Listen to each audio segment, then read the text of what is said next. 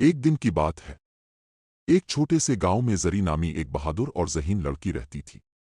इसे नई जगहें देखने और राजों को खोजने का बहुत शौक था। एक दिन इसे अपने दादा की पुरानी किताब में एक नक्शा मिला जिस पर एक खजाने का पता लिखा हुआ था। नक्शे के मुताबिक खजाना अंधेरी पहाड़ी के पीछे मौजूद बोलते हुए दरख्त की जड़ों के नीचे छुपा था।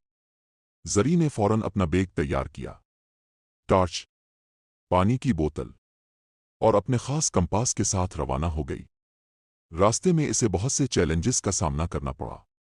पहले इसे एक गहरे जंगल से गुजरना पड़ा जहां पर उल्लू बोल रहे थे और दरख्तों की शाखें हल्की हल्की सरगोशियां कर रही थीं। फिर एक तेज नदी आई जिसे उबूर करने के लिए जरी ने एक पुरानी रस्सी के पिल का इस्तेमाल किया। आखिरकार वो अंधेरी पहाड़ी तक पहुंची। वहां एक अजीब सा दरख्त खड़ा था जिसकी शाखें खुद ही हिल रही थीं। जब जरी ने नक्शा इसके सामने खोला तो दरख्त ने अचानक बोलना शुरू किया, जो सच बोलेगा वही खजाना पाएगा। जरी ने सच सच बताया कि वो खजाने को अपनी अम्मू के लिए लाना चाहती है ताकि वो अपनी छोटी दुकान को बड़ा कर सके।